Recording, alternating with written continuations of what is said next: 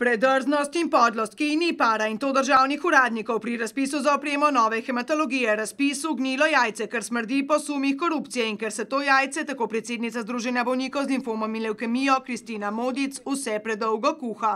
Nesprejemljivo je, da državni uradniki in vsi odgovorniki delajo na teh projektih, konkretno na projektu za klinični oddelek za hematologijo, tako odlašajo, zavlačujejo, taktizirajo. In to od povsem po meri Sano Laborja spisanega razpisa, pa vse do tega, da uradniki razpis za dolge tedne pahnejo v omaro, ker ima, sklepamo, konkurent Molière pač nižjo ceno in ne Sano Labor. A uradniki naposled vseeno izberejo Sano Labor, zato se Molière pritoži. A uradniki pri državnih revizorjih in njihovem predsedniku Borutu Smrdelju izsilijo, da lahko kljub še nerešeni Molièrevi pritožbi vseeno pogodbo podpišejo s Sano Laborjem.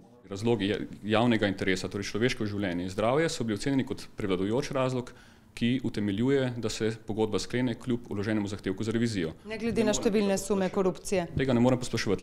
A glej, prav za voljo teh sumov ne Karel Erjavec, ne njegova naslednica Alenka Trop Skaza, pred katero uradniki potisnejo pogodbo s težkimi okovi, posla Sano Laborjem nočeta podpisati. In to tako dolgo ne, dokler revizorji skoraj mesec pozneje pritožbo Molièrja zavrnejo.